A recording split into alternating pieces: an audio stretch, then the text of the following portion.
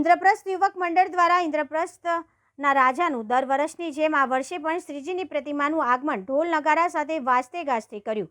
વડોદરાના રેસકોર્સ ખાતે ઇન્દ્રપ્રસ્થ સોસાયટી ખાતે ઇન્દ્રપ્રસ્થ યુવક મંડળના દ્વારા ઇન્દ્રપ્રસ્થ કા રાજા શ્રીજીનું આગમન યાત્રામાં ભારે ઉત્સાહથી શ્રી આગમન યાત્રા પંડાલ સુધી પહોંચી આ શ્રીજીની પાલકી યાત્રામાં આકર્ષણનું કેન્દ્ર બન્યું હતું। ઇન્દ્રપ્રસ્થ યુવક મંડળ દ્વારા શ્રીજીની આગમન યાત્રા મોટી સંખ્યામાં લોકો નાચી ઝૂમી બાપાની યાત્રામાં મન મૂકીને ઝૂમ્યા। ઢોલ તાબાના તાલે બાપાનું આગમન થયું। ગણપતિ બાપા મોરિયાના નાદથી વાતાવરણ ગુંજી ઉઠ્યું હતું। પંડાલમાં આગમન યાત્રામાં ઇન્દ્રપ્રસ્થ યુવક મંડળના તરંગ શાહ, ઉપપ્રમુખ આશિષ શાહ, દેવાંશ શાહ, સામાજિક કાર્યકર જયેન્દ્રભાઈ શાહ ઉર્ફે લાલાભાઈ સહિત ઇન્દ્રપ્રસ્થ સોસાયટીના સભ્યો તથા ઇન્દ્રપ્રસ્થ યુવક મંડળના આગેવાનો મોટી સંખ્યામાં શ્રીજીની આગમન યાત્રામાં વાજતે ગાજતે જોડાયા હતા।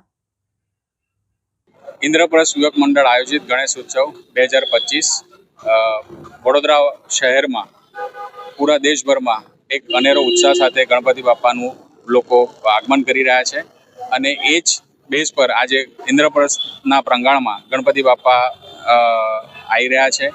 આ વર્ષે અમે ગણપતિ બાપા માટે અમે પાલખી સજાવી છે અને પાલખીમાં ગણપતિ બાપા ઢોલ તાશા નગારા સાથે ગણપતિ બાપા 10 દિવસનું આતિથ્ય માનવા જઈ રહ્યા છે અને અમે ઇન્દ્રપ્રસ્થ યુવક મંડળ, ઇન્દ્રપ્રસ્થ ફાઉન્ડેશન પૂરા દેશભરના જેટલા પણ રહેવાસીઓ છે એને એક અમે પ્રાર્થના કરીએ છીએ। ગણપતિ બાપા જે કહેવાય છે વિઘ્નહર્તા છે, તો આવનારા ટાઈમમાં પૂરા દેશભરમાં સુખ, શાંતિ અને સમૃદ્ધિ બની રહે એવી આશા સાથે ગણપતિ બાપાનું અમે લોકો આગમન કરી રહ્યા છે।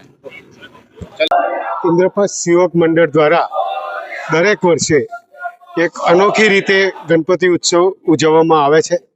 દર વર્ષે અમે ગજરાજશ્રી દ્વારા ગણપતિની સ્થાપના કરી રહ્યા હતા।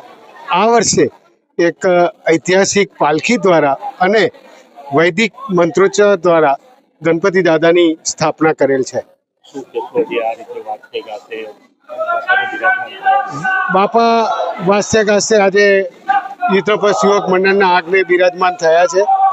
દર વર્ષની જેમ આ વર્ષે પણ વિઘ્નહર્તા બાપા વડોદરાને ખૂબ જ સુખમય રાખે અને કોઈ પણ સમસ્યા વડોદરા શહેરના લોકોને ના આવે એવી આજના દિને ગણપતિ દાદાને પ્રાર્થના કરું છું।